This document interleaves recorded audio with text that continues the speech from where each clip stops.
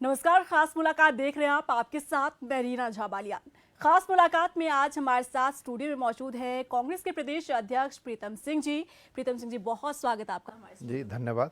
प्रीतम सिंह जी, आपको बता दें कि 5 बार विधायक चुनकर आ चुके हैं। कई काम उन्होंने कराए हैं अपने क्षेत्र में, लेकिन आज हम जानना चाहेंगे कि 2022 को लेकर आखिर कांग्रेस किस तरीके की तैयारी कर रही है। प्रीतम सिंह जी, सबसे पहले शुरुआत करते हैं आपके क्षेत्र से, क्योंकि आप 5वीं बार चुनकर आए और आपने अपने क्षेत्र में अपने कार्यकाल में कितना काम किया, आपकी जनता कितनी आश्वस्त है आपके कामकाज से? देखिए, सबसे पहले तो मैं चक्रोता के लोगों का आभार व्यक्त करना चाहता हूँ। उन्हें धन्यवाद देना चाहता हूँ कि उन्होंने कांग्रेस में विश्वास व्यक्त करते हुए वहाँ पर कांग्रेस को जिताने का काम किया। देखिए, हम हर 5 वर्ष बाद अग्नि परीक्षा देते हैं और उस अग्नि परीक्षा में जो है जनता हमको पास और फेल करती है। चक्रोता के लोगों ने कांग्रेस को लगातार जिताने का काम किया, तो स्वाभाविक बात है हमने पूरी ताकत से जौनसार बावर और चक्रोता का विकास करने का काम किया है। वहाँ पर जो मूलभूत आवश्यकताएं थी उनको पूरा करने का प्रयास किया है, कोशिश की है। चाहे सड़कों की बात हो, चाहे प्रशासनिक इकाइयों को छोटा करने की बात हो। एक तहसील थी, आज 3 तहसीलें हैं वहाँ पर हैं। पॉलिटेक्निक कोई नहीं था, वहाँ पॉलिटेक्निक स्थापित करने का काम किया। वहाँ डिग्री कॉलेजेस नहीं थे, डिग्री कॉलेज स्थापित करने के काम किए हैं। वहाँ एकलव्य जो विद्यालय था उसको स्थापित करने का काम किया, आश्रम पद्धति विद्यालय उसको स्थापित करने का काम किया, और तमाम जो विकास के काम है, चाहे शिक्षा के क्षेत्र में कहूँ या अन्य क्षेत्रों में, उसको करने का काम किया। और इसीलिए मैं चक्रोता के लोगों का बारंबार आभार भी व्यक्त करता हूँ कि उन्होंने लगातार जो है कांग्रेस में विश्वास व्यक्त किया है। तो चक्राता क्योंकि आपकी परंपरागत सीट रही है, 5 बार आपने जीत हासिल की है वहां से, लेकिन 2022 में कितना चुनौतीपूर्ण ये आपके लिए होगा? क्योंकि जिस तरीके से आपने इतनी बार जीत हासिल की है वो जरूर दर्शाता है कि आपके क्षेत्र की जनता आपको पसंद करती है, आपके कामकाज को पसंद करती है। लेकिन 2022 में कितना चुनौतीपूर्ण ये होने वाला है? किससे टक्कर आप मान रहे हैं? नहीं, देखिए, राजनीति में हम हमेशा जो है जो चुनौती हमारे सामने होती है उसको स्वीकार करने के लिए तैयार रहते हैं। और मुझे पूरा विश्वास है, भरोसा है कि चक्रोता के लोग 2022 में भी कांग्रेस को जिताने का काम करेंगे और इस प्रदेश के अंदर कांग्रेस की सरकार स्थापित करने में अपना पूरा सहयोग देंगे। ऐसा मेरा विश्वास है, ऐसा मेरा भरोसा है। जी, 2019 में बहुत ही जोरों पर ये चर्चा थी कि लोकसभा चुनाव आप अपने बेटे को लड़वाना चाह रहे थे, लेकिन ऐसा नहीं हुआ। क्या विधानसभा चुनाव में ऐसा कुछ नजर आएगा? देखिए, अब ये कयास है। मुझे नहीं मालूम कहाँ से ये बात उठी कि मैं अपने बेटे को जो है चुनाव लड़ाना चाहता हूँ। हमारे यहाँ प्रदेश अध्यक्ष इस बात को तय नहीं करता है कि कौन चुनाव लड़ेगा, कौन नहीं लड़ेगा। इसे राष्ट्रीय नेतृत्व तय करता है और राष्ट्रीय नेतृत्व ने मुझे चुनाव लड़ने के लिए कहा, मैं चुनाव लड़ा।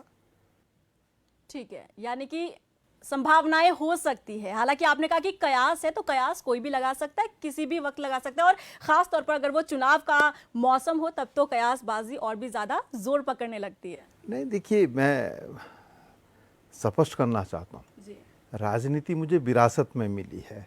आपने चक्रोता का जिक्र किया तो मैं कहना चाहूँगा, मेरे पिताजी स्वर्गीय गुलाब सिंह जी जब पहला चुनाव लड़े थे 1952 में, तो उस समय मसूरी वगैरह सब एक ही कॉन्स्टिट्यूंसी में थे। वो निर्दलीय के रूप में चुनाव लड़े, वो हार गए, लेकिन 57 से लेकर 91 तक वो लगातार जो है वहाँ से विधायक भी बने और निर्विरोध विधायक बनने का भी सौभाग्य उनको मिला जो है।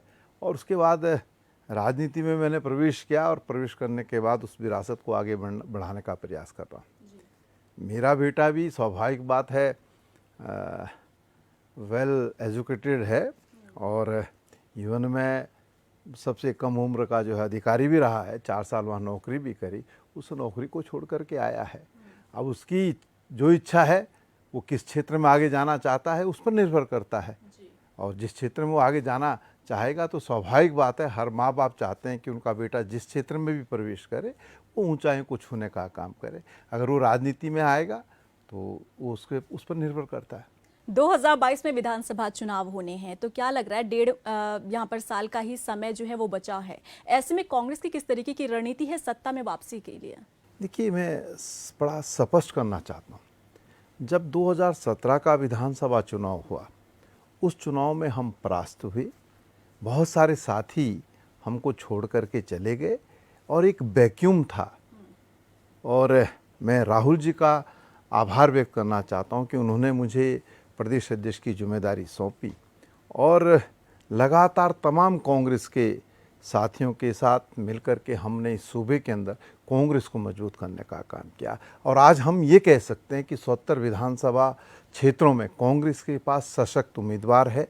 2022 के चुनाव में हमारे साथी भारतीय जनता पार्टी को जो है टक्कर देते हुए शिकस्त देने का काम करेंगे। और 22 में जनता भी चाहती है कि इस सूबे के अंदर परिवर्तन हो और कांग्रेस के हाथों में बागडोर जाए, क्योंकि 2002 से 2007 तक का कार्यकाल और 12 से 17 तक का कार्यकाल जो रहा, उस कार्यकाल को जनता बड़ी नज़दीक से देख रही है।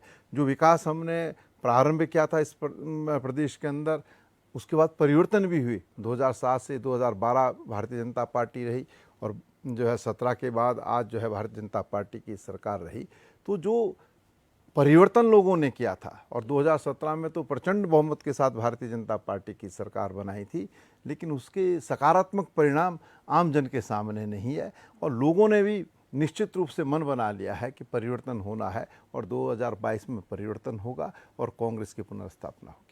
आपने अभी जिक्र किया कि 2017 में कई साथी जो हैं वो अलग हो गए। क्या कभी इसकी कमी खलती है पार्टी के अंदर? और अगर 2022 में वापसी की स्थिति बनती है तो क्या कांग्रेस के दरवाजे उनके लिए खुले रहेंगे? देखिए, स्वाभाविक बात है, जब कोई साथी छोड़ करके जाता है तो दुख भी होता है और एक वैक्यूम भी क्रिएट होता है। उस वैक्यूम को भरने में बड़ी मशक्कत करनी पड़ती है। तो हमारे साथी छोड़ के गए, हम उससे हताश नहीं हुए, निराश नहीं हुए, बल्कि हमने और तेज़ी के साथ काम करने का काम किया। और इसीलिए मैंने कहा कि 77 विधानसभाओं में हमारे पास 77 ऐसे प्रत्याशी हैं जो है कड़ी टक्कर देते हुए कांग्रेस की पुनर्स्थापना इस सूबे के अंदर करने का काम करेंगे। आपने कहा कि वापसी का जिक्र आपने किया। देखिए, राजनीति में कभी दरवाजे बंद नहीं होते हैं, दरवाजे सदैव खुले रहते हैं और उस खुले दरवाजे से कई लोग जो है जाते हैं और कई लोग आते हैं। जब ये परिस्थितियां पैदा होगी कि कौन आना चाहता है, तो हमारा राष्ट्रीय नेतृत्व इस परिप्रेक्ष्य में निर्णय लेगा। जो भी राष्ट्रीय नेतृत्व निर्णय लेगा, मैं समझता हूँ कि तमाम कांग्रेस जनों को स्वीकार्य होगा।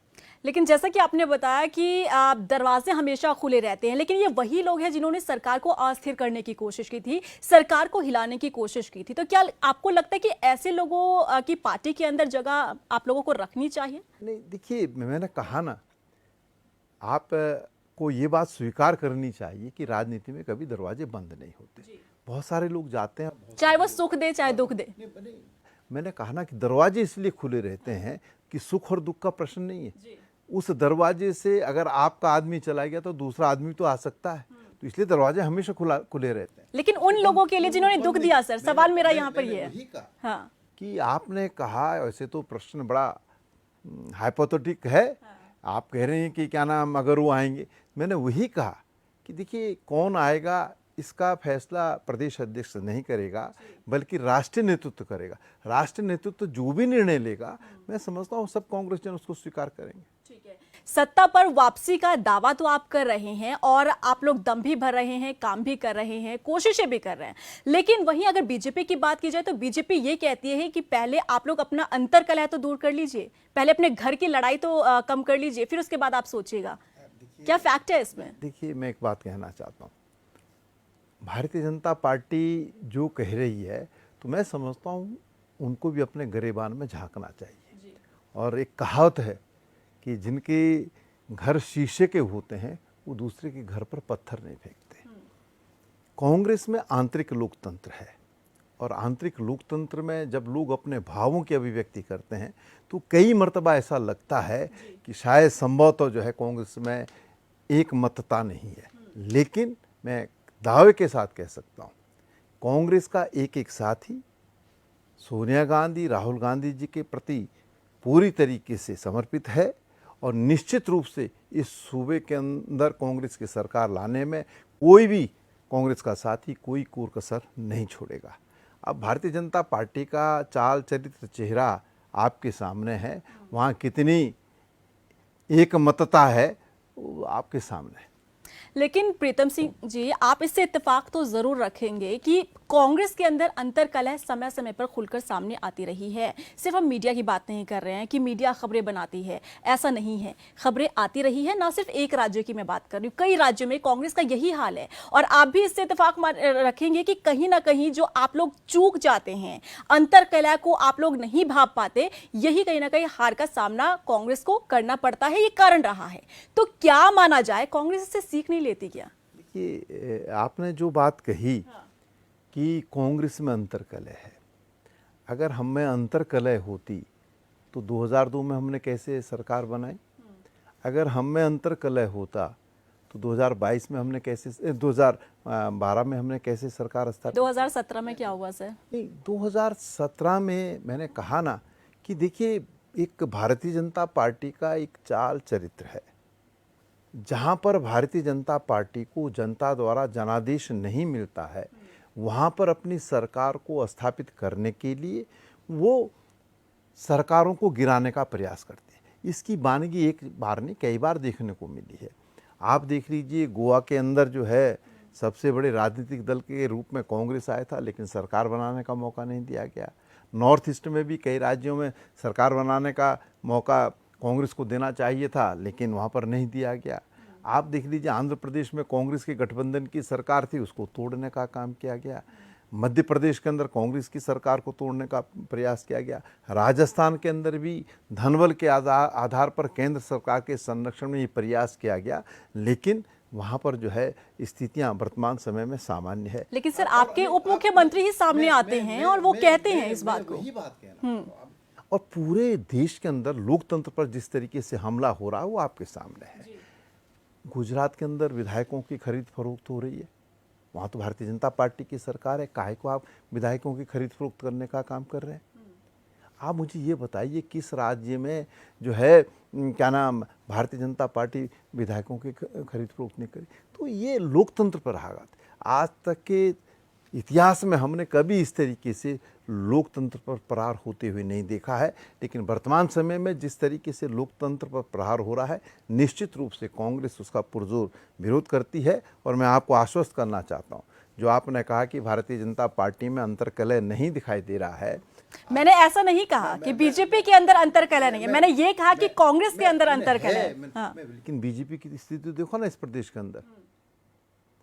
मैंने नहीं कहा, तमाम मंत्री कह रहे हैं कि अधिकारी उनकी बात नहीं सुन रहे, तमाम विधायक कह रहे हैं कि हमारी बात नहीं सुनी जा रही है। चीफ सेक्रेटरी को शासनादेश जारी करना पड़ रहा है कि विधायिका जो है सर्वोपरि है, क्या नाम है, अधिकारी उसका सम्मान करने का काम करे। मुख्यमंत्री जी को इंटरवीन करना पड़ रहा है कि नहीं, विधायिका सर्वोपरि है। और उसके बावजूद जब मुख्यमंत्री ये बात कह देते हैं तो आप देख लीजिए, क्या नाम शिक्षा मंत्री कहते हैं कि मैं अधिकारी की शिकायत दिल्ली में करूंगा। आप देख लीजिए, जो शासकीय प्रवक्ता है, मंत्री भी हैं, वो कहते हैं कि अधिकारी बैठक में नहीं आ रहे हैं। और उस वीडियो को भी आपने देखा कि किस तरीके से तिलमिला करके जो है बैठक को छोड़ करके चले गए। तो ये ऐसा नहीं है। देखिए, मैंने कहा ना कि कांग्रेस में आंतरिक लोकतंत्र, हम खुल के अपनी बात कहते हैं, ये लोग बंद कमरे में कहते हैं कि वहाँ सर, मैं आपको याद दिलाना चाहूंगी, हुकूमत भारतीय जनता पार्टी के हाथों में नहीं है, वहाँ डंडा आरएसएस के हाथ में है। कांग्रेस की बात कर रहे थे, हमने सचिन पायलट जी को भी सुना था, उन्होंने कहा कि पार्टी के अंदर अपनी बात रखने के लिए हमें कोई प्लेटफॉर्म नहीं दिया जाता, हम कहां अपनी बात रखें, दम घुटता है, अपनी बात हम कहां रखें। तो क्या वाकई ऐसा माहौल है क्या कांग्रेस के अंदर, ऐसी स्थिति है? देखिए, कई बार ऐसी स्थिति पैदा होती है, लेकिन सचिन पायलट को आपने अगर देखा होगा, जिस दिन से ये घटनाक्रम हुआ, तो उन्होंने कभी भी कहीं पर कोई सार्वजनिक वक्तव्य नहीं दिया। उन्होंने ये कहा कि हमारे ग्रीवेंसेस हैं, उन ग्रीवेंसेस को जो है प्रियंका जी ने, राहुल जी ने सुनने का काम किया, इसीलिए उसका समाधान भी हो गया। तो ये सब चीज़ें हैं, जब आती है सामने तो उसका समाधान भी होता है। चले, बातचीत का सिलसिला यहाँ पर लगातार जारी है, लेकिन फिलहाल यहाँ वक्त एक छोटी सी ब्रेक का। जल्द हाजिर होते हैं।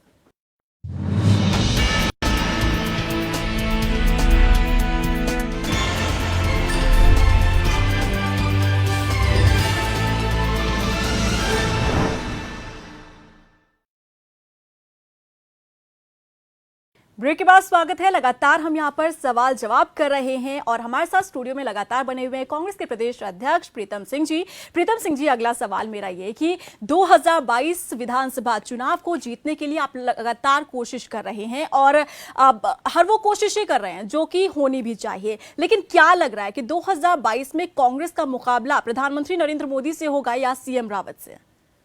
देखिए, लगातार जो है मीडिया इस बात को कह रहा है और भारतीय जनता पार्टी के लोग भी कह रहे हैं कि प्रधानमंत्री मोदी से मुकाबला होगा या त्रिवेंद्र सिंह से मुकाबला होगा। प्रदेश की जनता ने 2017 के विधानसभा चुनाव में प्रचंड बहुमत से भारतीय जनता पार्टी की सरकार बनाने का काम किया। सरकार ने जो वादे किए थे उन वादों के अनुरूप आचरण नहीं किया। मुझे ये कहते हुए कोई संकोच नहीं है, जब 2017 का विधानसभा चुनाव चल रहा था तो नौजवान साथियों को कहा था कि रोज़गार हम देंगे, लेकिन नौजवान साथी बेरोज़गार सड़कों पर धक्के खा रहा है। जब वो रोज़गार मांगने जाता तो पुलिस जो है बर्बर लाठीचार्ज उन पर करती है। किसानों से कहा था कि ऋण माफ़ हम करेंगे, 4.25 साल हो गए, ऋण माफ़ नहीं हुआ है। आज किसान भी जो है आक्रोशित है, गन्ना किसानों का भुगतान नहीं हो पा रहा है। भ्रष्टाचार पर जीरो टॉलरेंस की बात लगातार कही जा रही है और प्रदेश के मुख्यमंत्री जी ने जब शपथ ली थी तो उस समय पहली प्रेस कॉन्फ्रेंस में उन्होंने कहा था कि भ्रष्टाचार पर हमारा जीरो टॉलरेंस है और हम 100 दिन के अंदर लोकायुक्त लाएंगे। 4.25 साल हो गए, लोकायुक्त का कहीं अता पता नहीं है। तमाम चीज़ें हैं जो चुनाव के वक्त कही गई थी, लेकिन उसके अनुरूप सरकार नहीं चली। और आज हालत आप देख लीजिए क्या है।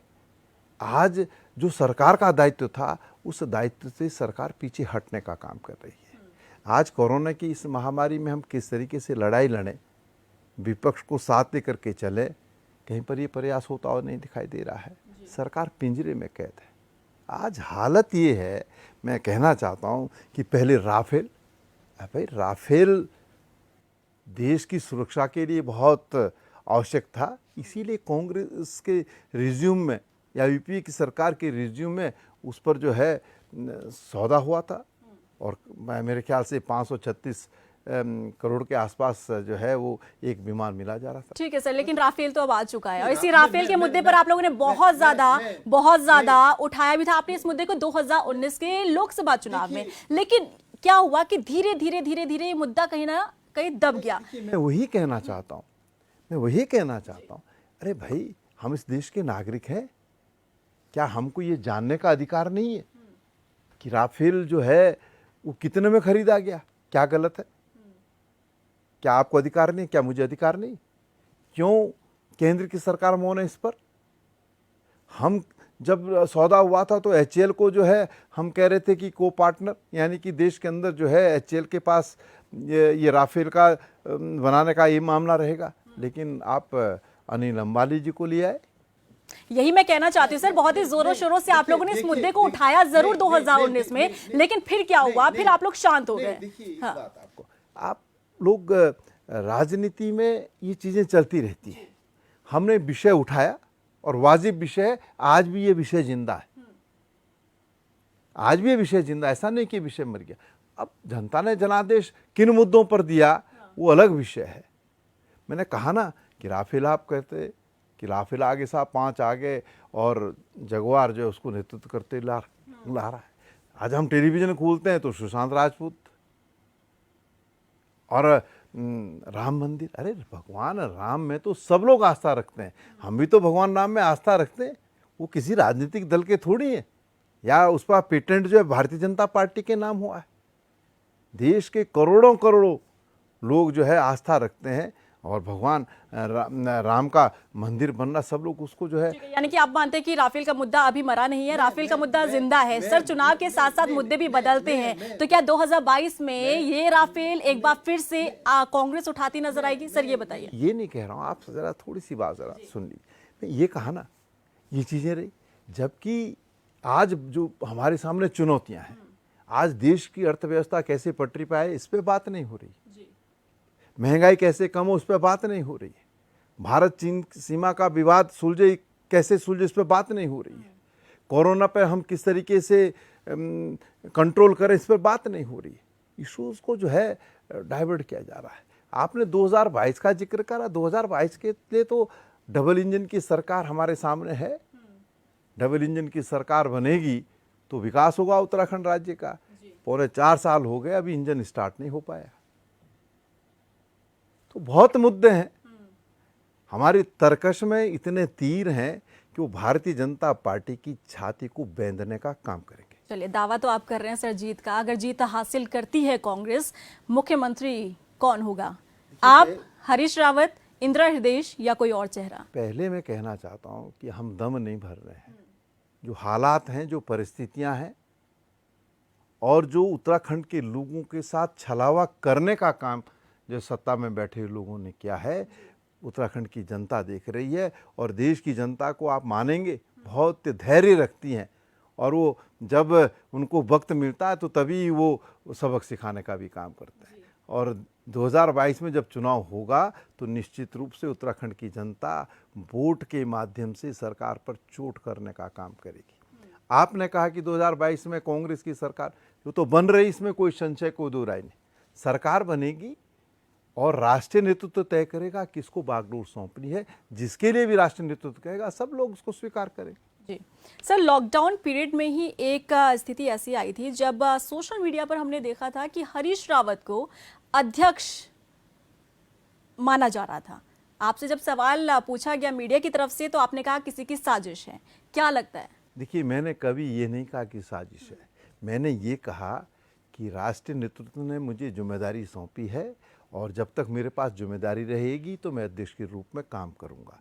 राष्ट्रीय नेतृत्व जिस दिन दूसरे को जिम्मेदारी सौंपेगा तो निश्चित रूप से उसको सहयोग करने का काम हम करेंगे। अच्छा, क्योंकि कोरोना काल चल रहा है और हम देख रहे हैं कि उत्तराखंड जिस तरीके से पहले आंकड़े कम आते थे संक्रमितों के, लेकिन अब लगातार मामले बढ़ रहे हैं। सरकार का फेलियर मानते हैं या कहाँ चूक हो रही है? कोरोना की महामारी से लड़ने में सरकार पूरी तरीके से विफल साबित हुई है। अगर मैं उसका जिक्र शुरू से करूंगा, इतना समय आपके पास नहीं होगा।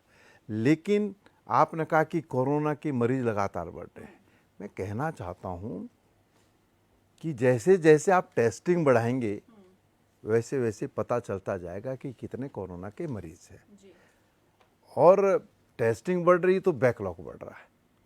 आज हालत यह है, स्थिति यह है कि पूरे देश के अंदर उत्तराखंड राज्य ऐसा राज्य है जो टेस्टिंग के मामले में सबसे निचले पायदान पर खड़ा है। क्योंकि इन दिनों कांग्रेस के ऊपर एक आरोप और भी लग रहा है, वो है कॉपी कैट का। ये कहा जा रहा है कि कांग्रेस जो है कुछ अपना प्लान लेकर नहीं आती बल्कि बीजेपी की कॉपी करती है, चाहे वो बात हो वर्चुअल सम्मेलन को लेकर या घर घर मोदी घर घर कांग्रेस को लेकर। क्या कहेंगे सर? देखिए, आज सत्ता में कौन है? भारतीय जनता पार्टी है ना। मुझे लग रहा है कि सत्ता में बैठे हुए लोगों को आज भी ऐसा नहीं लग रहा है कि वो सरकार में है। सरकार का दायित्व होता है कि वो प्रदेश को विकास के रास्ते में आगे ले जाने का काम करे। सरकार का दायित्व है कि कोरोना की महामारी को जो है रोकने का काम करे। सरकार का दायित्व है कि वो इस प्रदेश के अंदर जो किसान आत्महत्या कर रहा है उस आत्महत्या को रोकने का काम करे, नौजवान साथियों को रोजगार देने का काम करे। अरे विपक्ष में तो हम हैं भाई, हम तो अपने साथियों से संवाद स्थापित करने के लिए क्या कौन सा रास्ता हमारे पास है? हम सड़क पर उतरते हैं तो सरकार हमारे ऊपर मुकदमे बना देती है कि हम सोशल डिस्टेंसिंग का पालन नहीं करते। आप देखिए हालत क्या है भाई। आप देखिए, जिस दिन रुड़की के मेयर ने भारतीय जनता पार्टी की सदस्यता ग्रहण की, उस दिन के आप वीडियो फुटेज निकाल लीजिए। सर, क्योंकि कोरोना काल चल रहा है और ऐसे में जो राजनीतिक दल हैं उनकी कोशिश ये है कि जनता से संवाद बनाए रखना, और इसीलिए आप लोग डिजिटल और वर्चुअल का सहारा ले रहे हैं। लेकिन क्या लगता है, क्या सीधे आप लोग जनता से संपर्क साध पाएंगे डिजिटल और वर्चुअल के माध्यम से? क्या वो पैठ बन पाएगी? नहीं, देखिए, जब तक कोरोना की महामारी है तो आप समझ सकते हैं कि ऐसी विषम परिस्थितियों में ये संभव नहीं है। एक ही हथियार हमारे पास है कि हम वर्चुअल रैली करें या वर्चुअल के माध्यम से संवाद स्थापित करें, ये हमारे पास रास्ता, हम कोशिश कर रहे हैं। और हम समझते हैं कि निकट भविष्य में कोरोना की महामारी में जो है ठहराव आएगा। जिस तरीके से कहा जा रहा कि वैक्सीन का इजाद हो गया है, तो ठहराव आएगा और उसके बाद निश्चित रूप से विपक्ष जो है सड़कों पर उतरने का काम करे। अच्छा, 2022 के विधानसभा चुनाव में राज्य के अंदर एक और पार्टी जो है अपने पैर पसारती नजर आएगी, वो है आम आदमी पार्टी। और 70 सीटों पर चुनाव लड़ने के लिए आम आदमी पार्टी जो है वो दावा कर रही है। और आम आदमी पार्टी का ये है कि आम आदमी पार्टी का सीधा मुकाबला बीजेपी से है, कांग्रेस कहीं दूर दूर तक नजर नहीं आने वाली है। आप क्या कहेंगे सर इस पर? अब कोई ख्वाब पाल ले तो भाई उसको इतनी तो स्वतंत्रता है इस लोकतंत्र में, तो मन मुताबिक जो ख्वाब जो है अपने पालने का काम करे। आप पार्टी का क्या वजूद है, मैं इस पर कोई चर्चा नहीं करना चाहता हूँ। आप भली भांति जानते हैं कि क्या उनकी स्थिति इस प्रदेश के अंदर है। और मैं कहना चाहता हूँ कि कांग्रेस मुख्य विपक्षी दल है और कांग्रेस से ही मुकाबला जिस भी राजनीतिक दल का है वो होगा और कांग्रेस सत्ता में आएगी। अच्छा, इन दिनों गैरसैंण का मुद्दा भी बहुत जोरों से उठ रहा है और हरीश रावत जी बहुत एक्टिव नजर आ रहे हैं इस मुद्दे को लेकर भी। आप भी कहते हैं कि हमारी सरकार आती है तो हम इस पर काम करेंगे। क्या माना जाए, जब आप लोगों के पास मौका था तब क्या इस पर सोच विचार आप लोगों ने नहीं किया, जो आप लोग इस मुद्दे को फिर से भुनाने की कोशिश कर रहे हैं? देखिए, शायद संभव तो हम अपनी बात सही तरीके से आप तक नहीं पहुंचा पाए। आप मुझे ये बताइए, भारतीय जनता पार्टी ने या सरकार ने गैरसैंण को ग्रीष्मकालीन राजधानी घोषित किया कि नहीं किया? अगर वहां पर इंफ्रास्ट्रक्चर खड़ा नहीं होता तो क्या ये संभव था? कांग्रेस ने गैरसैंण के परिप्रेक्ष्य में वहां पर इंफ्रास्ट्रक्चर खड़ा करने का काम किया और सदैव गैरसैंण के प्रति संवेदनशील रही है कांग्रेस। मैं तो एक प्रश्न सरकार से पूछना चाहता हूं कि आपने गैरसैंण को जो है ग्रीष्मकालीन राजधानी घोषित कर दिया है, देहरादून अस्थायी राजधानी है, तो भाई ये तो बता दो अस्थायी राजधानी कौन सी है। वैसे तो जब 2000 में राज्य बना था, जिसका श्रेय जो है बढ़ चढ़ कर भारतीय जनता पार्टी लेती है कि अटल ने बनाया है, मोदी जी संवारेंगे। मैं जरा एक प्रश्न उनसे पूछना चाहता हूँ, 3 राज्य बने थे, 2 राज्यों में राजधानी घोषित कर दी गई अस्थायी, क्यों नहीं उत्तराखंड की अस्थायी राजधानी घोषित की गई उस समय? तो ये तो जो है निश्चित रूप से विफलता जो है भारतीय जनता पार्टी की है, सत्ता में बैठे हुए लोगों की है। और गैरसैंण के प्रति हम संवेदनशील हैं। निश्चित रूप से हम बैठ करके इसके परिप्रेक्ष्य में भावी रणनीति तय करके तदनुसार कार्य करने का काम करें। आखिरी सवाल और जाते जाते कि अब आप लोगों की रणनीति क्या है, क्या कुछ प्लान है 2022 के लिए? देखिए, 2022 के लिए तो सरकार का विफलताओं भरा जो कार्यकाल है वो आपके सामने है, और दूसरा हमने कहा कि वर्तमान समय में हमारे पास ऐसी अपॉर्चुनिटी नहीं है कि हम सीधे सड़क पर निकल सकें। हम संवाद स्थापित कर रहे हैं और धीरे धीरे जो है निश्चित रूप से मैं कह सकता हूं कि प्रदेश में परिवर्तन का माहौल बनता जा रहा है। आप कोरोना की इस महामारी में देख लीजिए, जो प्रवासी आए उनकी कैसी स्थिति रही वो आपके सामने है। आप देख लीजिए जो यहाँ पर हमारे कोविड सेंटर थे उनकी क्या दुर्दशा है, इसको भी आपने देखी। 20 लाख करोड़ का पैकेज दे दिया, उस 20 लाख करोड़ के पैकेज को जलेबी की तरह घुमा दिया। उसका ना सिरा पता चल रहा ना अंत पता चल रहा। बताएं सरकार कि इस 20 लाख के पैकेज में उत्तराखंड के किन किन लोगों के हाथ में क्या चीज़ गई। तो ये हालत है, ये स्थिति है, और हम पूरी तरीके से मजबूत हैं, हमारा संगठन पूरी तरीके से मजबूत है। मैंने शुरुआती दौर में भी कहा, फिर पुनः दोहरा रहा हूँ कि हमको छोड़ के बहुत सारे साथी गए, लेकिन आज कांग्रेस 70 विधानसभाओं में इस स्थिति में है कि वो कड़े मुकाबले के साथ जीतने का काम करेगी। बहुत शुक्रिया सर बातचीत करने के लिए। तो यहाँ पर आपने खास मुलाकात में देखा कि कांग्रेस प्रदेश अध्यक्ष प्रीतम सिंह जी ने साफ तौर पर बताया है कि 2022 में जीत हासिल करने के लिए पार्टी पूरी तरीके से अपने मिशन में लगी हुई है। कोशिशें लगातार जारी है, चुनौतियां भी कम नहीं है, लेकिन देखना वाकई दिलचस्प होगा कि 2022 में क्या वापसी होती है कांग्रेस की या फिर एक बार फिर से जीत हासिल करती है बीजेपी। फिलहाल के लिए मुझे दीजिए इजाजत, नमस्कार।